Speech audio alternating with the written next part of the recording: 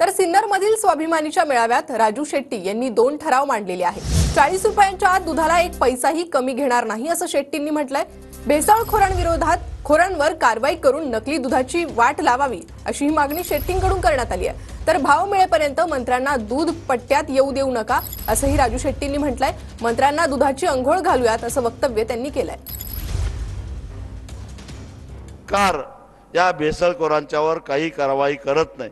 मला वाटतं की या दूध परिषदेमध्ये आपण 2 ठराव करावेत। एक 40 रुपयाच्या आत 1 पैसा सुद्धा कमी घेणार नाही। दुसरा ठराव करूया, भेसळखोरावर कडक कारवाई करून सगळ्या नकली दुधाचे वाट लावावी, आपोआप आमच्या दुधाला भाव मिळतो। आणि जोपर्यंत 40 रुपये मिळणार नाहीत तोपर्यंत एकाही मंत्र्याला दुधाच्या पट्ट्यातून फिरून द्यायचं नाही, त्याला दुधाची अंघोळ घालायची। घालूया काय? तर 40 रुपयांच्या आत दुधाला 1 पैसाही कमी घेणार नाही असं राजू शेट्टींनी म्हटलेलं आहे। त्यासोबतच भेसळखोरांवर कारवाई करून नकली दुधाची वाट लावावी अशी मागणी त्यांच्याकडून करण्यात आलेली आहे।